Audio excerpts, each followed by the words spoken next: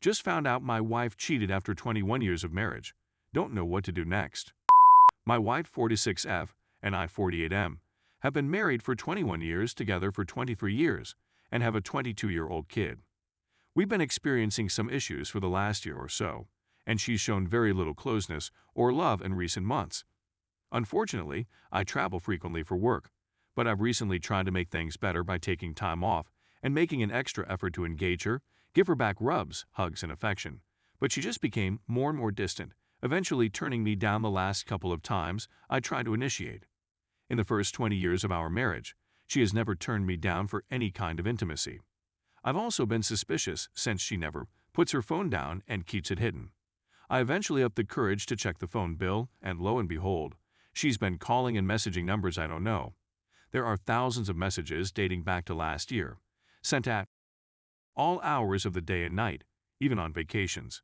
I felt something was up when I saw this, so I sat her down and challenged her about it. She said it was purely an emotional affair with no physical contact, only talks and flirtation. This person comes into her office on a daily basis, but I've never met him. I was saddened, but I thought there had to be more to it, so I looked into it. He seems to be using various phone numbers to accomplish this, but after some careful investigation, I discovered his identity, social media, job title, assistant veterinarian, and some other facts. After a few days, I confronted her with all I had discovered, and she denied until I threatened to go public. She finally acknowledged it was a physical affair that had been going on for quite some time, at least 6 months. She said she only had physical contact with him once, but when I questioned her for specifics, she couldn't recall when it happened. Right. After her gaslighting and lying to me for so long, I can't believe it occurred only once. Oh my God, what a jerk I've been. This is absolutely a deal breaker for me. We had what I believe was a wonderful marriage until lately, but who knows how long she has been tampering with us. We agreed to split and work on ourselves at first, but when she confessed to having with him, when questioned a few days later, I told her we needed to divorce. We have no small children and no substantial assets. She's had serious medical concerns, so we sold everything we'd worked hard for to pay for doctors and therapy. So the divorce procedure is very straightforward here. She has agreed to leave this week and wants to live with a single friend with children and sleep on her sofa. She claims the new man has 4 roommates, so she won't be living with him, but I don't believe her anymore. I'm at a loss on what to do next.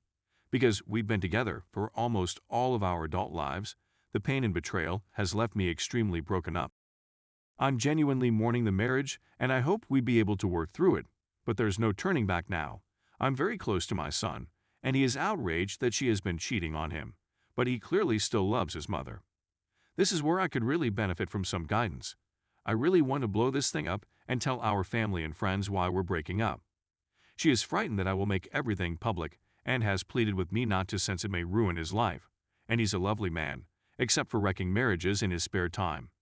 I know where he works and I'm considering informing others in his life about what is going on since he has completely wrecked my marriage and my life. My kid wants me to simply terminate things with her and not make a big deal out of it. He claims that if I go public about their adultery, I would be lowering myself to their level. But this has damaged my heart as well as our marriage, and I am becoming more enraged. Should I go public with them? Anyone have any suggestions on how I should go about this? Or are there any resources that might assist me in resolving this? How will I ever be able to trust again? Sorry for the lengthy, meandering post. I'm feeling a little out of it, to be honest. Thank you ahead of time. Edit. Many thanks to everyone who provided encouragement and suggestions. Right now, my kid is my first priority. He has just ended his relationship with his first love, who cheated, so the timing is terrible. I want to follow his desires, but I've decided that at the least, I'll inform our close friends and family, which will annoy my son, but after this treachery, I'm not going to allow her the opportunity to just conceal her acts and brush it all under the rug. I too feel the need to out my wife in order to keep some self-respect, and it's a lesson I hope my kid learns as well. Nothing he or I did could ever justify this betrayal of our family. I requested her to kindly simply pack her belongings and go. She accepted and would leave today. Also, we're just filing a joint petition for divorce. We have no assets other than some medical bills, which we will divide, so there is nothing else to argue over. There will be no alimony or child support. I have the divorce papers completed and notarized and will file on Monday. Edit #2. Following some angry PM, I booted her out of the home 6 days ago and informed both of our family and friends. She is allegedly living on the sofa of a friend and using her address. It doesn't really matter to me anymore since I'm just concerned with myself and my immediate family. I'm leaving a forwarding address since I'm relocating to a new apartment in 10 days. If I approach the man, there's a strong possibility I'll wind up in prison. So we're focusing on the future. Thank you again to everyone who commented or messaged me with nice and encouraging remarks. Story 2. I, 29, broke up with my GF, 30, because she cheated on me with some stranger years ago. We met again last year and I decided to forgive her and get back together with her. I first met her 7 years ago, when I relocated to the United States from France. It was love at first sight for both of them. She was intelligent, gorgeous, and amusing. We clicked right away.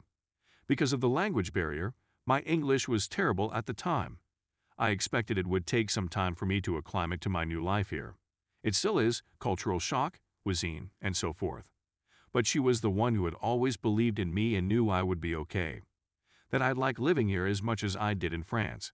She assisted me in overcoming my homesickness and even introduced me to her family, who accepted and welcomed me as one of their own. Before meeting her, I had always been a closed-minded person who was introverted and pessimistic about love and life. She, on the other hand, altered everything for the better. Despite the fact that it wasn't always simple for her, there were days when I reverted to my previous self and refused to listen to her no matter what she did. We began to quarrel more and more. I harmed her more than she harmed me. I had asked her many times to just leave me, but she refused, claiming that she loved me too much and couldn't take the notion of not having me in her life. It lasted roughly 2 years. I wanted to end my relationship with her. I pushed her out, but she always managed to claw her way back in. I began to believe her that things would get better, until I believe she had had enough. She informed me she had a couple dates with someone she met online. It was always with the same individual. She said that she had no clue why she did it. She couldn't even think the guy attractive in the first place. Even though I knew she'd get bored of me eventually, it still stung like hell. We ended our relationship, and I informed her I didn't want to see or hear from her again. Last year, though, I accidentally discovered a snapshot of us on my laptop. I thought I'd remove them all, and it reminded me of her and the good moments we had when we were still together. And I realized I'd been missing her all these years and was still madly in love with her. So I summoned the confidence to contact her by email, simply to inquire how she was doing. I didn't expect her to respond. I was certain she was much happy now. Who knows, she's probably seeing another man, or perhaps married with children. And then she claimed she was okay, and I don't know what I was thinking. When I proposed we chat on the phone, and she agreed. We spent over 2 hours chatting about our lives after we split up, and I learned that her father died last year. I apologized profusely to her since she was really close to him. I apologized for how I had handled her in the past, and said that I did not blame her for leaving or cheating on me. It's all my fault. I shoved her away. Then she burst into tears. She said it had haunted her for years because she had no clue why she had done it since she loved me so much. It was uncharacteristic of her. I suggested that we forget about it and try again to become friends. She said that she would be delighted to. That night, I couldn't sleep. I realized I was still madly in love with her and phoned her the next day. When I told her how I was feeling, I was really honest. I told her how much I missed her and how I had felt empty since we broke up, and she said she felt the same way, but had never had the strength to contact me because she was ashamed of what she had done. Then something occurred. I proposed we meet at the park. It was a 2-hour travel since it was in another city where she presently resides. And as soon as we met, I told her I wanted to get back together with her, and I assured her that I had changed a lot and would do all I could to become even better than before. She was reluctant, and I could see she was still thinking about her cheating on me, but I convinced her that I had forgiven her and that it wasn't all her fault. I was a jerk and shoved her away. Some of my friends believe that I made a quick and irresponsible choice.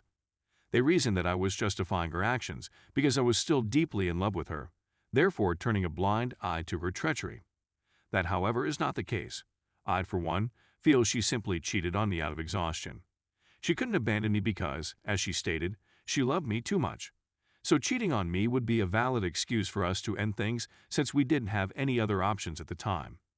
I chose to share this not because I wanted you to tell me if my choice to rekindle my relationship with her was correct or not, or to pass judgment on her. No, I just believe that some folks deserve a second opportunity, and whether we give it to them or not may be in our hands. In my situation, it's rather obvious that I was a terrible boyfriend to her for many years. Some may argue that if she was really that horrible, she should have simply left you instead of cheating on you. Yes, I'm aware. But sometimes, when you love someone so deeply that it pains you to the point that you believe you're going to die if you don't break away, you do dumb things. Don't misunderstand me. She caused me so much pain by cheating on me. But I had injured her much more by torturing her every day by the one guy who meant anything to her. Yes, it was hurried. But is it incorrect? No, I don't believe so. I believe this is my one and only opportunity to make up for all the agony I caused her over the years. I'm happy than ever now that we're back together, and I treasure every moment of it. We're not the same people we were a few years ago. We've arrived. And if anything in this article doesn't make sense, it's probably because of my English. I'm still learning. Even now, I can't seem to get rid of my accent, but she loves it, so whatever.